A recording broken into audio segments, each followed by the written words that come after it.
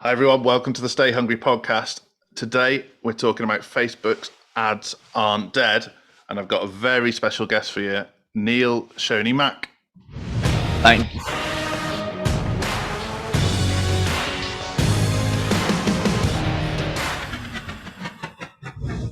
I literally just warned you I was going to do that as well. Oh, just let it run. It's the best. It's the best. These are the Yeah. Thanks for having me, my man. You're welcome. You're welcome. I'm really hyped to have you on the podcast. Really hyped. I should give some context for the listeners. In my eyes, and I like to think I'm pretty good on this, you're one of the world's leading experts on Facebook ads, and you're on my podcast. So much. So, appreciate it.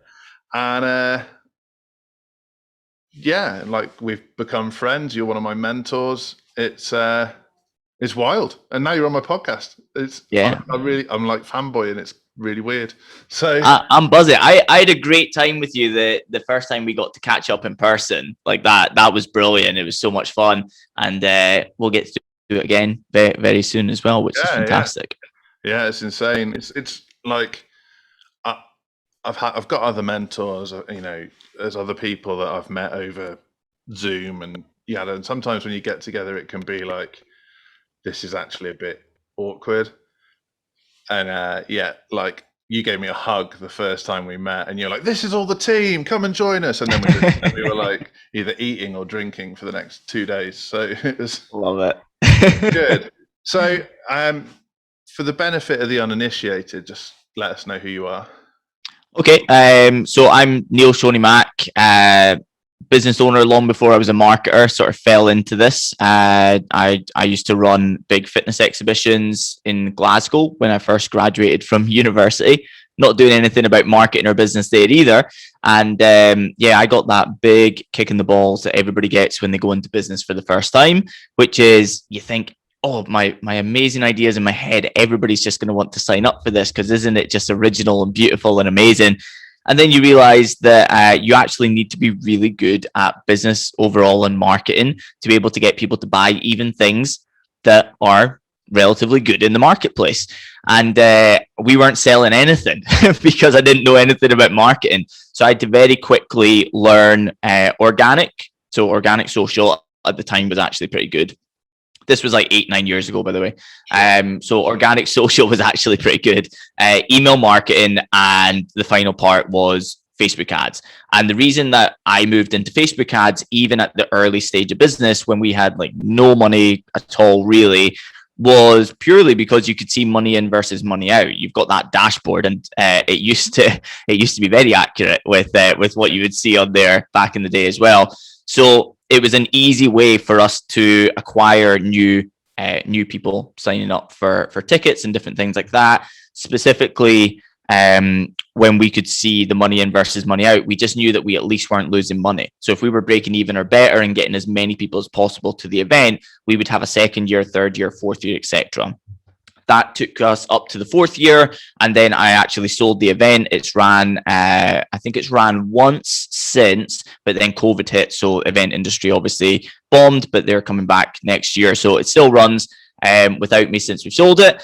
I moved into the Facebook ad side of things through word of mouth. Somebody phoned me once, and this was actually only in my second year of the original business, and it was a friend of one of the exhibitors at our event. And he phoned me up and he said, Johnny says you're the guy to come to run a Facebook ad campaign. We've got a new gym opening. We'd love it if you would run our Facebook ads. And I originally actually said no, because I was like, I'm totally fine risking my own money. I've got no clue about, running somebody else's Facebook ads. I thought in my head, I was like, I bet I can get the result, but I don't want to risk it in case it doesn't happen. And then that night, my girlfriend at the time broke down in tears in front of me. Yeah, I think you've heard this story.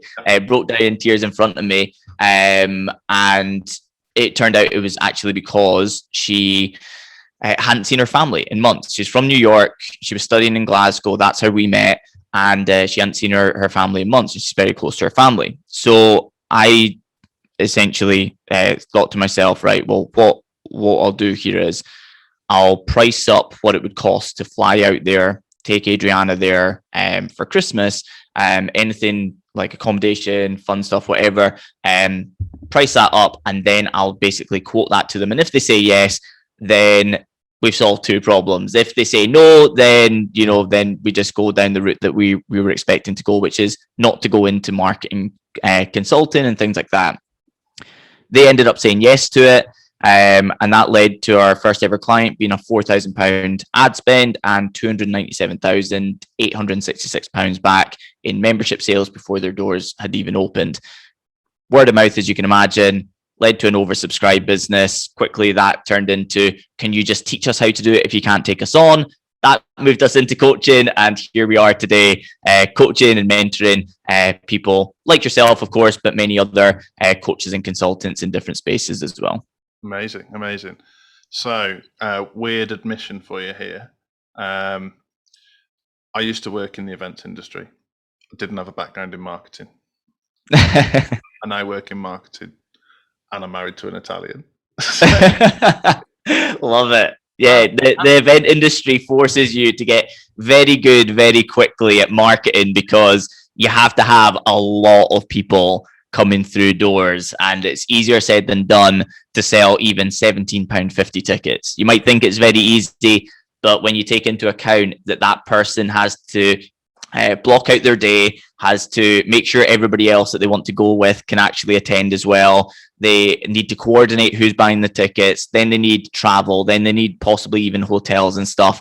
It becomes a very difficult task to sell multiple thousands of tickets for events. So yeah, you learn pretty quickly that you need to be in the sort of top 5% of marketers, I would say, to just survive in the events industry. It's brutal.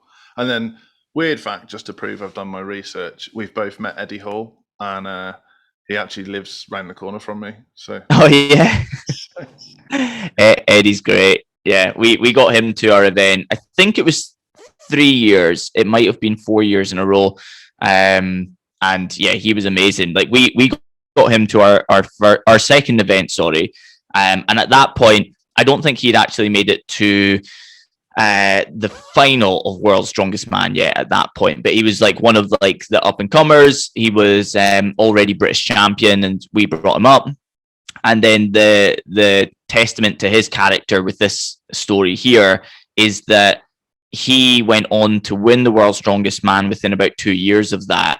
And we had him even 2 years after he was already World's Strongest Man, had a much bigger platform. People just fell at his feet. And he never adjusted his fees once. He was like, you supported me in the early days when other people didn't, so I'm going to support you as we move through for as long as you want to be booking me. So he didn't adjust his prices once over those years. It was amazing. His story is amazing as well. I mean, it's crazy in terms of like, used to work in a dairy, self-funded, bet his life on becoming becoming the first person to deadlift 500 kilos. Yeah, gambled on himself in order to fund himself to become World's Strongest Man, which is it's bonkers. And also, like, when you see him when he was a swimmer when he was like 13, yeah, he's about four sizes of the man that I am today. He wasn't really good at swimming because he was a great swimmer. It's just because he's the length of the pool. Yeah, but in all fairness, like, he gives it the big one, and he's kind of like this big scary guy, but when you meet him, he's the most polite man ever. Yeah, he's absolutely lovely. Anyway, we digress. So that happens a lot on this podcast. And mine, as you've probably noticed. Yeah. Well, we'll get to that. So, why would people think Facebook ads might be dead, and why aren't they? Probably the main reason why people think Facebook ads are dead is actually because of their own experience. Mm-hmm. Most people will either just go and take a whack at it themselves, or they will have Facebook send them a notification about a post that is doing 95% better than any other post that they've put out in the last 3 months, and they should boost it. and then they didn't get any clients off the back of it. Mm-hmm. Or maybe they even went a step further and actually did some research, so that maybe they went on YouTube, watched some videos, maybe they even signed up to a course. Not all the courses out there are very good. We notice that plenty of times with the people that come to us. You know, we might be their third or fourth course. There's a lot of people that come through our free 5-day ads bootcamp and say it's better than the 997 courses that they bought, you know? So there's a lot of people who have actually invested in Facebook ads training, and then they've actually gone and ran ads the way that they've been told to run them, don't make them successful out of the gates, and they don't have thousands of pounds to burn. So they don't have time to test, they don't have time to adjust, they don't have time to see the return in the long term. They have to have that immediate return. And so for most people, they're going in completely blind to how to run Facebook ads successfully. And they're needing that ROI really quickly off of a broken foundation.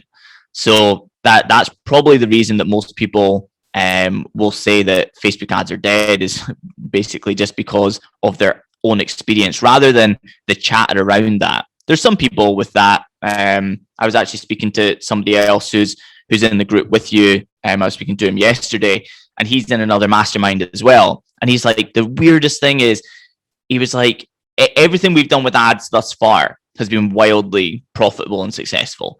But he's like, in the other mastermind, they almost like, they're just always talking about ads, but always talking about it from a negative standpoint as to why would you do them? They definitely don't work in this industry. You know, it's impossible to make them work these days. They're far too expensive. And he's like, I'm sitting there and I'm just like folding my arms and just not saying anything, because I'm like, well, I'm running Facebook ads and they're really successful, and I'm in the same industry as all of you. And so for the most part, I tend to find that most people who say Facebook ads don't work is somebody who has actively tried to run Facebook ads and it didn't work the first time. And then they've just said, no, it doesn't work anymore. That's it, done. Yeah, that's huge. I mean, I'm in 3 masterminds and I've got the same experience. 2 of the masterminds I go to, especially Facebook's an easy one to bash because it gets bashed by the media. And with the kind of Apple iOS changes this year as well, it's kind of compounded it. So now people are like, yeah, you could do it for 10p a click 5 years ago, but now it's £1 a click. And like, I'm like, £1 a click's still good. What are you talking about? So, yeah, have you ran advertising on any other platforms and looked at the price per click there? Yeah, I get it. And like, I think, you know, other famous people in our circle talk about it being the most underpriced ad platform available. It 100% is. I mean, I love other ad platforms. Like, I love Google search and I love YouTube ads because of the same functionality of being able to only show videos to people who have searched something very specific on YouTube. I love that. But the cost per opt-in on Facebook is typically, for me, an absolute fraction of the other platforms. And it's not to say that that's therefore the only place that I'd advertise, because I think there's pros and cons to that.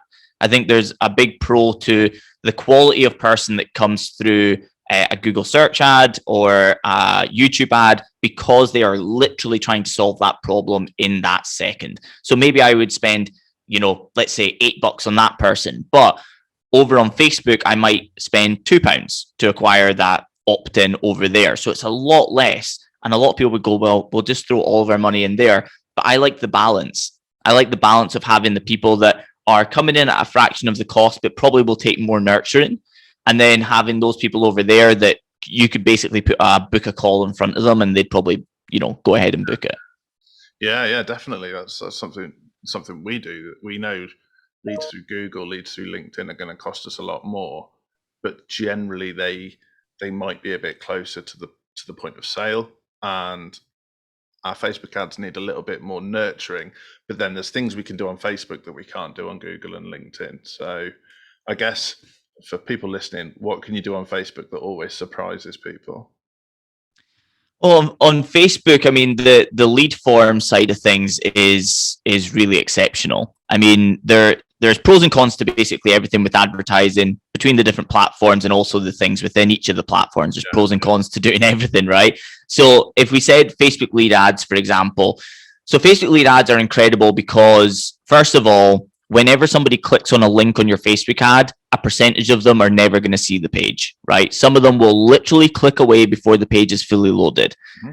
So if you look at your ads dashboard, if you've ever ran ads in the past, if you're not running them anymore, go and take a look at link clicks versus landing page views. It'll be a different number. Okay, so we automatically actually lose a percentage of our interested parties right away. Okay, with Facebook lead ads, we're keeping people on Facebook, and there is no load time for the lead form that pops up immediately in front of them when they click the link or the button.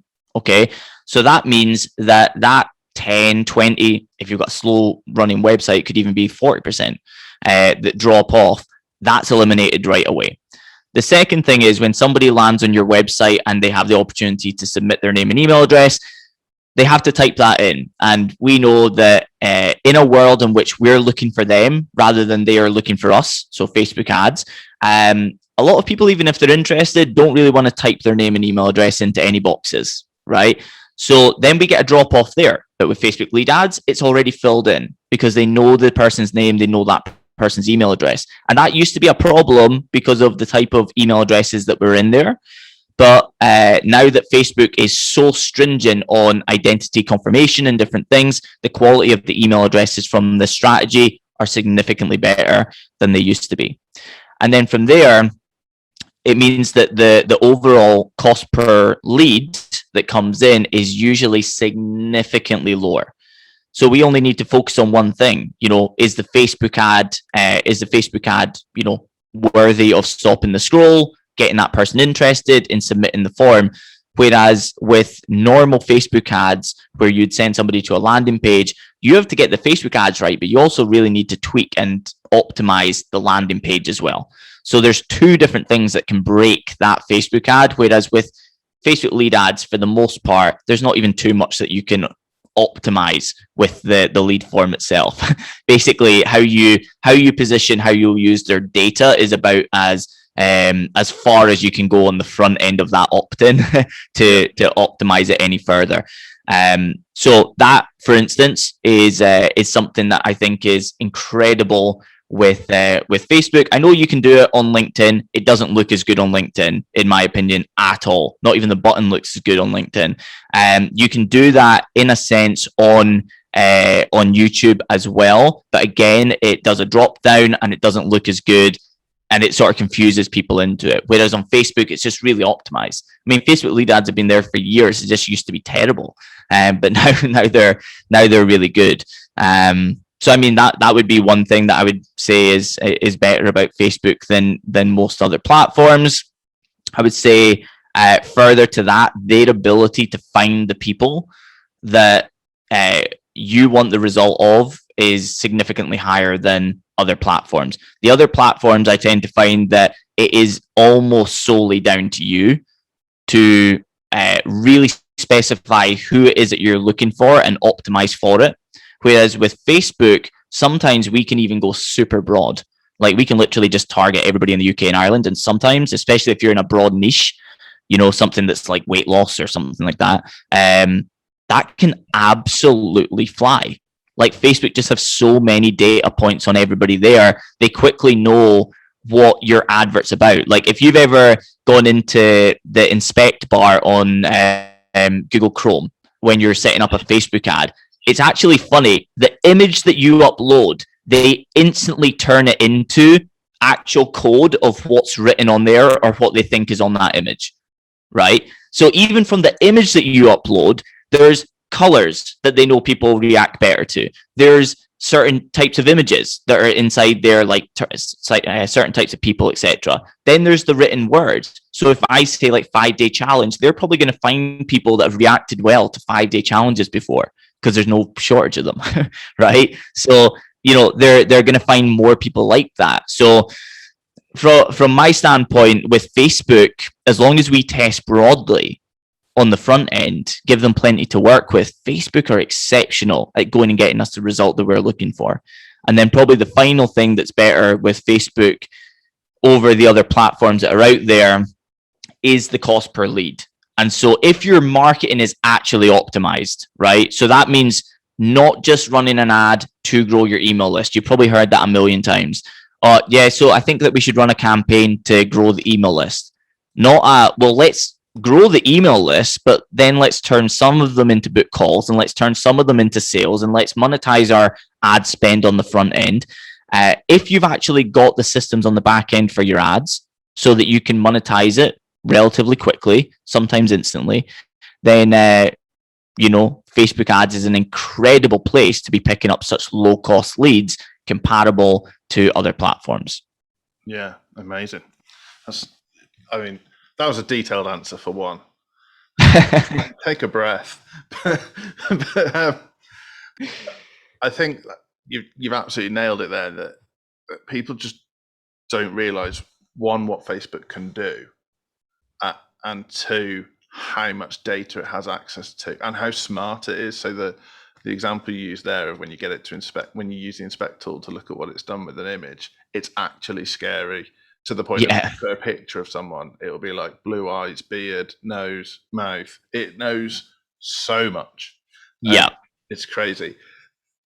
On the other side of that, what are the common mistakes you see people make with Facebook ads, which is what's turning them away from Facebook?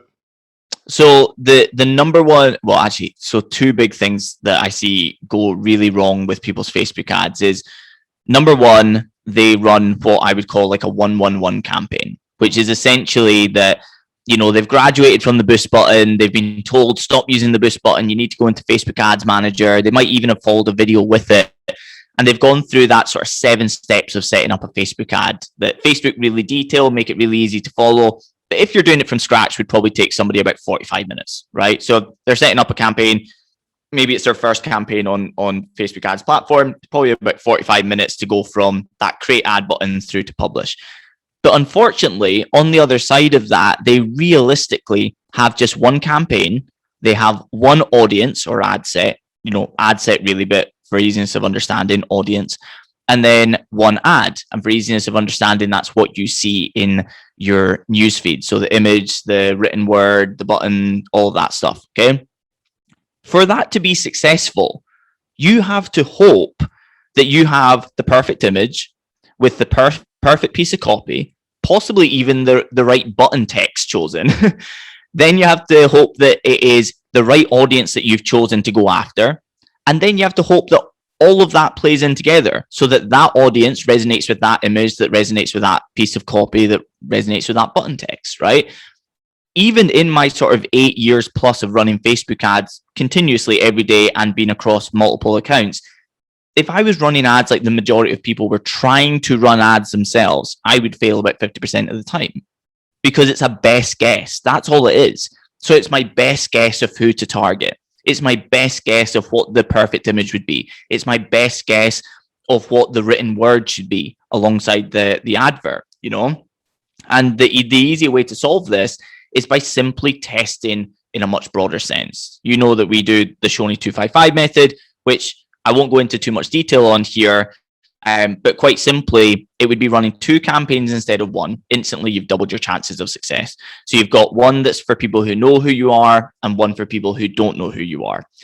So that's basically, people who have engaged with your Facebook, your Instagram, your website, your videos, etc. Other people are people who have interests that are around what it is that you do, but they haven't heard of you before. So we're looking for brand new people. So instantly, we've doubled the chances of Facebook finding a successful campaign here. Inside there, the 5 is 5 different audiences. I would say 5 ad sets, but it depends on who's listening, right? So 5 different ad sets, but essentially we're putting one audience in each of these ad sets. Why do we not bundle them together? Because if we put 5 audiences all into one ad set, you might actually see that one of those interests is responsible for £15 ads, for £15 opt-ins. And then another interest in there is actually responsible for £1.20 opt-ins. And if we don't split these out, we've got no control over this, and we can't optimize our ads for the audiences that are getting us the best results. Okay. But by going that far detailed, we've now opened up multiple ways from both campaigns for Facebook to get it right, because we're giving them multiple audiences to run through, and we're only going to keep the ones on that are highly performing. Then inside those, we give them multiple ads. Okay, so we're not just saying, hey, here's multiple audiences, find which one converts the best. We're also saying for each of these audiences, here's a few different images and a couple of pieces of copy to mess around with and see what works best.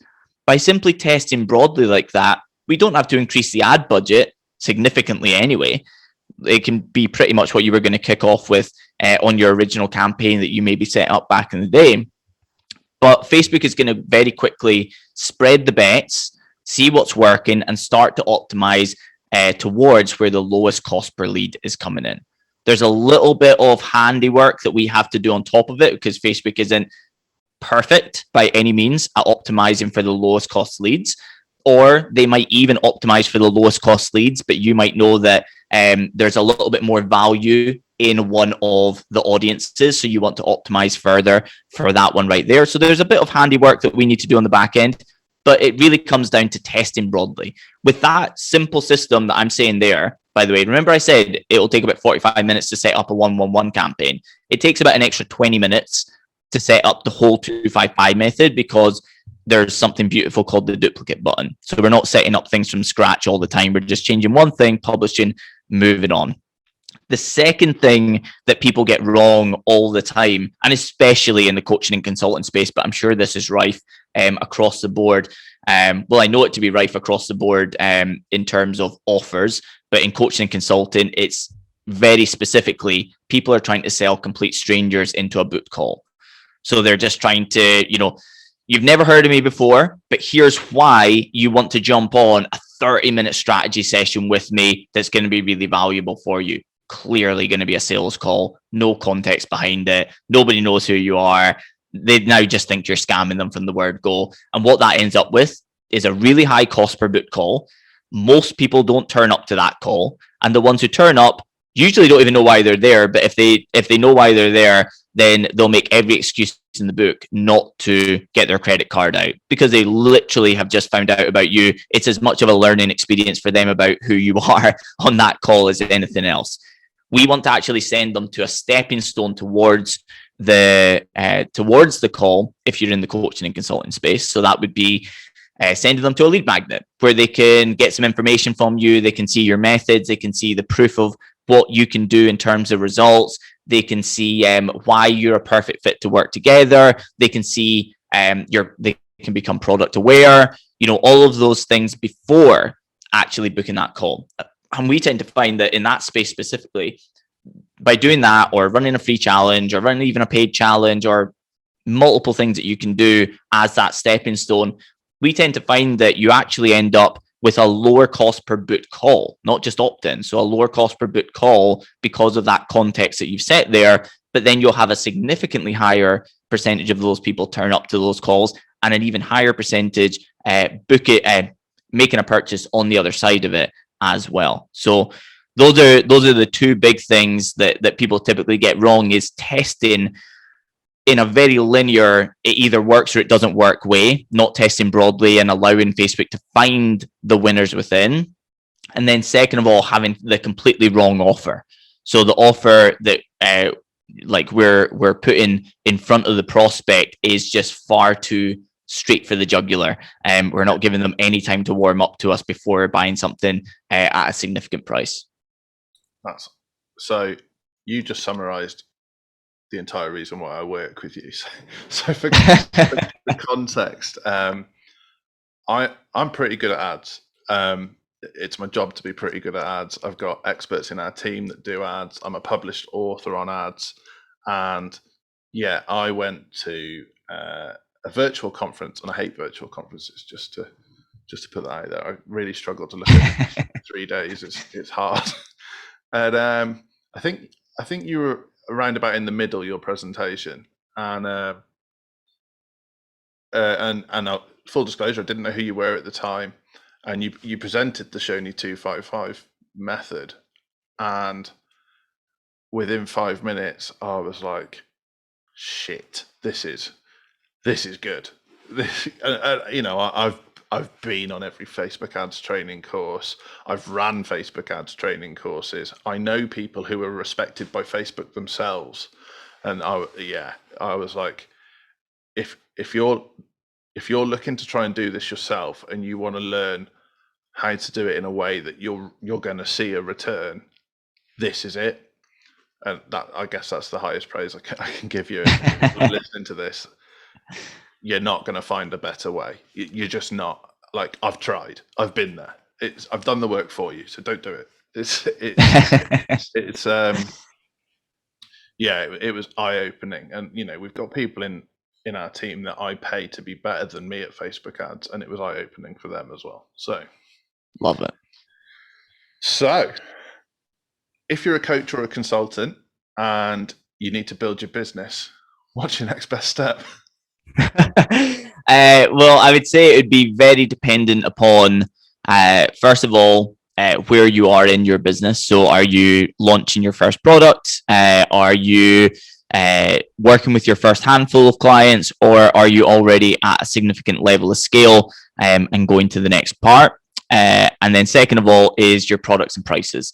So it sort of depends upon, are you trying to fill some automated group with people coming in at, $25 a month or something like that? Or are you actually trying to sell to way less people, but selling, £2,000, £3,000, maybe even £10,000 programs, courses, consultancy, whatever it may be.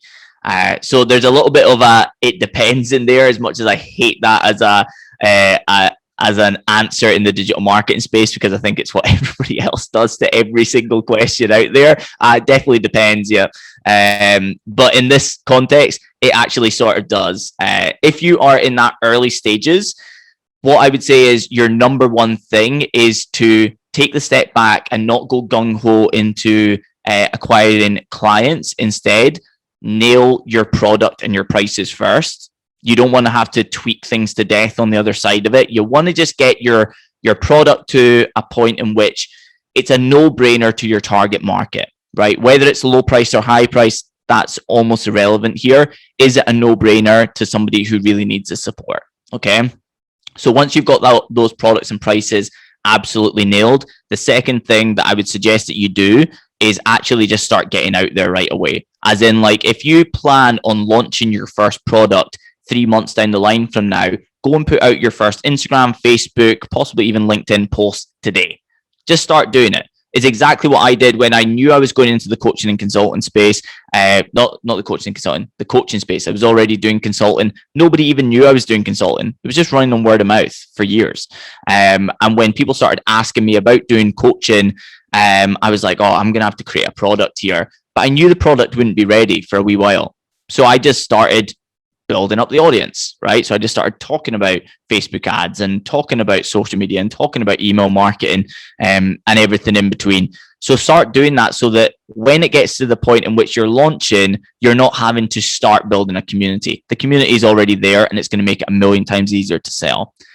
Then at the point in which you're ready to sell, that is when you can start your offer, if you will. I would, if you're actually at the starting stage, I would probably position it as a beta test offer, case study offer for a small number of people. Give them a no-brainer in terms of still get payment, don't do it for free, but make it a no-brainer. So maybe it's a 3-month package, they're going to get 6 months, or maybe it's going to be a £2,500 program, they're going to get it for $997 if they're in the first 10. Get those first beta testers in there in a paid format, so that you can go in, use their results, but also get some cash in the bank to prove the concept. If you're already established, then what you're really looking for here is not just a launch plan. You're looking for a repeatable, profitable, and scalable system. And the biggest difference between people who are earning below 6 figures in the coaching and consulting space and those who are making more than 6 figures in the coaching and consulting space is actually the amount of marketing activities that they do. And it's the opposite of what you think I'm telling you right now. So the ones who are doing significantly more than 6 figures are typically doing less marketing activities, but doing them on a whole different level of scale than you are on any of your marketing activities. Most people who are struggling to get by are trying to do about 25 different things at once, not optimizing any of them, skimming over them, and basically throwing them in the bin if they don't work immediately. Whereas the ones who are doing really, really great stuff in terms of amount of clients onboarded, the revenue within the business, etc., the ones who are doing that are typically only focusing on maximum 4 to 7 strategies, maximum, but they're really scaling them. They've found that one system that works really well with Facebook ads, possibly the same system or maybe something slightly different that works on other advertising platforms. They've worked out the exact system for how to get somebody from a cold DM into a call, and now they possibly even have other people controlling that to be able to do more conversations started per day. Okay, so they're not looking to launch 25 different things. They're looking to focus on 4 to 7 ways that they generate a client, and then to go all in on them and scale them to the moon. My assistant sat the other side of the screen, and she's just looked at me as if to say, "Oh, that's why I'm here." So she's been DMing a lot of potential podcast guests recently. So love it. She gets it. Yeah, I mean that's massive, isn't it? In terms of, I think, particularly when you're in kind of owner managed business mindset, you try and do a bit of everything because you think it's what you should be doing. And what happens, something I talk about a lot in terms of the stay hungry mentality in our podcast, is rather than doubling down on what works, people put what works to one side because it works, and they try and fix everything else. And actually, 6-figure, 7-figure businesses do the opposite of that. Yeah, 100%. And I mean, it's never been more telling for me than something that I used to talk about a lot back at the start of the coaching space, was our Instagram poll method, which I think basically everybody knows about now. But back then, I had never heard of anybody speak about it. Every time I spoke to like an audience, it was like the first time they'd heard it. So I think we were definitely one of the first to discover this as a great way to generate conversations and very quick sales. Was quite simply to do an Instagram and Facebook poll that is around a question in which both answers would qualify the person as a potential client, and then to reach out to them and thank them for engaging with the poll, highlight that you saw what their answer was, and then ask them an open-ended question to start that conversation. Then go from there. Goals, what have you tried? Get them on a call and make a sale. And I used to present this all over the place whenever I would do speaking gigs. I would tell people to do it in the room. So I'd be like, right, get your phone out. We're going to do an Instagram poll. Just take a selfie. And then, for instance, if you're in the fitness space, you might say something like, what do you struggle more with, losing weight or building muscle? Right. And then I'd say, give it an hour, and then message every single person. And you're basically doing one of two copy and pastes here. So it's either, I noticed that you said building muscle that you're struggling with. What do you think it might be that's holding you back from achieving that goal? And then the other one would, of course, be regarding weight loss. Take that conversation, get the call, get the sale, etc. Right? And I used to get so many incredible stories come my way off the back of any time I presented that, with the money that would be made in the room before lunchtime, etc. We did an event in Glasgow pre-pandemic, of course, and I presented this in the room there, and I said, everybody do this right now. And somebody by lunchtime, she had a very expensive product, to be honest, right? It was a £5,000 product, but she had made that £5,000 by lunchtime, right? From one Instagram poll, right? Now, the crazy thing is, there is an insane amount of people have told me afterwards that this worked incredibly well for them. They got multiple clients off of this really simple strategy. And if I followed up with them afterwards, or maybe they're even in our coaching programs, maybe they saw it inside our trainings, did it, they're like, wow, that worked. I got clients right away. Most people don't go and repeat it. So it's like, so that's done, right? What's the next thing that I'm going to do instead? Instead of going, how can I do an Instagram poll every single day with a different style of question, and then start conversations with new people who haven't engaged with the prior polls? So the mentality here should be, it's okay to do a little bit of trial and error when you're finding your feet and finding what the strategies are going to be for you that are going to be so highly effective. But once you start to see success with them, it should be, how can I optimize this so that I get more bang for my buck? Yeah, and that's relative to time and effort and things like that as well. And then how can I scale it? How can I get more people to go through this every day, every week, every month, etc., rather than what's the next thing that I can go and discover here? Yeah, I've described that on the podcast before, that some people are more afraid of success than they are of failure. So success means change, and people are scared of change, where failure means things stay the same, but they just don't realize that that's what they're doing. Yeah, yeah. And a lot of people will actually avoid the very task that they know success is on the other side of, because there's actually a fear within it of, well, if it doesn't end up successful, then I have to have that feeling of I failed. Like we spoke about it recently, just on the podcast, as you'll know, and it was along the lines of everybody has heard in a million different sales books before that, like, the number one thing with sales is follow up, right? It's just like all the money's in the follow up. It's been said 1 trillion times over. And most people know it. If I was to say to a room of people who were, in business, what's the number one rule of sales? I bet loads of people put their hand up and they'd say the money's all in the follow up. They've heard it so many times, right? But most people don't.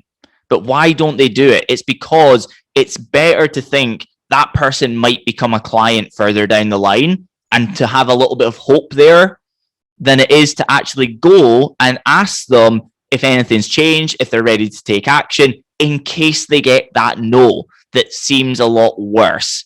But in both instances, you've got no money in the bank, like nothing's happening.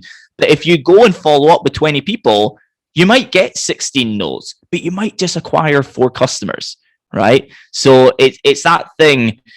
A lot of the time people are avoiding the very things that they should be doing because of how it's going to feel if it doesn't go to plan. But you've just got to get out there and do it. Yeah, so we're doing a lot of sales training here at the moment, myself, Andy, and some of the team, and which we're teaching ourselves that the failure in sales is leaving the door open, staying on the maybe, and actually getting a decision is a success, whether that's a yes or a no. And that's a really tricky thing to come to terms with in business. But actually, if you get a no, great, you can concentrate your time on another lead. A maybe drains everybody. Yeah, yeah, 100%. So yeah, can you send it in an email? No, I bloody can't. Decide now. So you've been an awesome guest. You've provided a whole ruck of value in there. A question I ask every guest, and I think you'll be into it. What's your favorite film and why? My favorite film? Oh man, I have so many films and TV shows that I'm into. You're not allowed to say Billions. It's a TV show. I know that's the downside here. I mean, in the film side, something that I've watched probably at least 20 times, and it's still relatively new to be able to say that I've watched it 20 times, is War Dogs. I absolutely love War Dogs. It's both just an incredible story. It's 100%, well, I say 100%, it's relatively true story as well, based on a true story.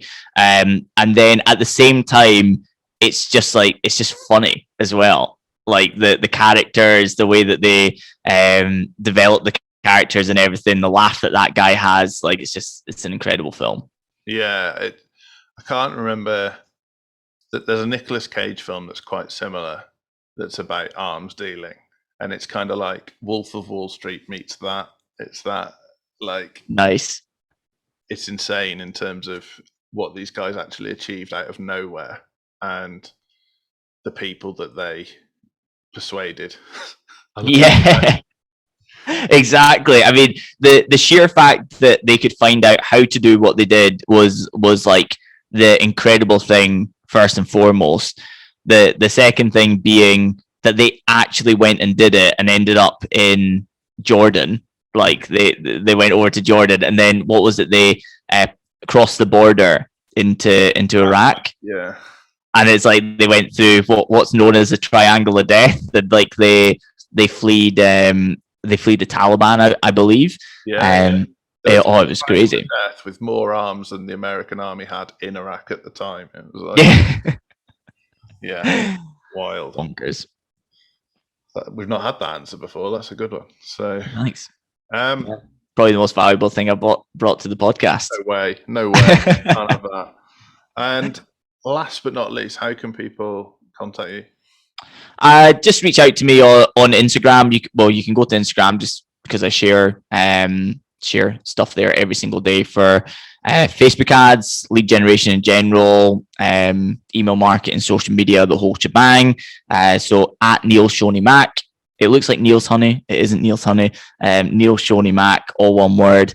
And feel free to reach out to me. I always come back with voice notes, so feel free to send me a voice note, and we can go back and forth. There's two things there. One, I've never noticed it looks like Neil's Honey, and I'll never unsee that. Two, I've never sent you a voice note in the DMs. Yeah, we go back and forth on voice notes on Voxer though, so we've definitely ticked that box. Big time at the moment, yes. Neil, you've been an awesome guest. Thanks so much for coming on. Thank you so much for having me, man.